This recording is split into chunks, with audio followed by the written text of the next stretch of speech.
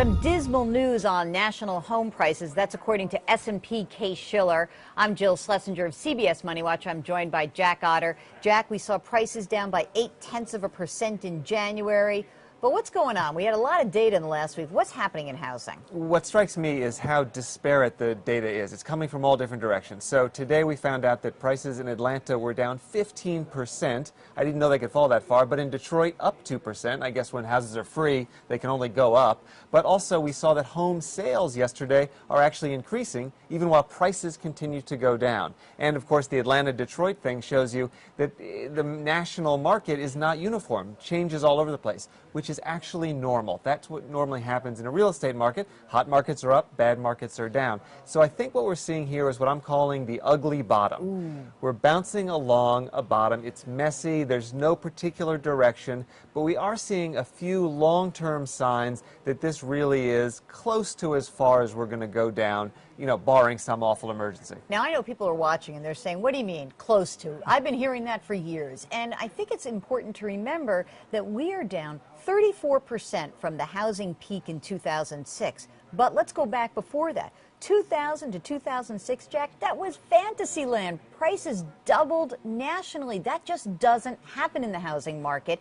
So here we are, we're bumping along this ugly bottom. I guess the question that people are asking is it really this year? Do you think it's this year? What signs can we look for that would make us know that this is just over? Sure, it's always hard to predict these things, but I see two signs that give me a little bit of hope. Number one, home price stocks, housing, home builders are going up. With one exception, KB Homes is really looking ugly these days. That might be because KB mainly targets the first home buyer, and why buy a new one from KB when you can get a foreclosure for half price? But Lennar and others are really going up. The stock market is generally forward-looking. People say about 6 months forward, so that's a good sign.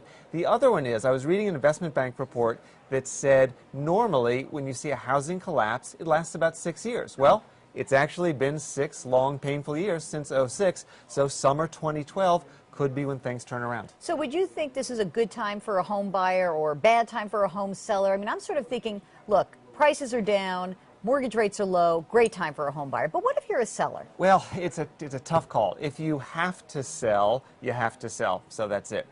My advice to somebody who's not in a huge hurry but wants to unload their property would be find out what properties in the neighborhood are going for. I mean, part of the problem in the past 6 years is people have been unwilling to admit that their house is worth as little as it is.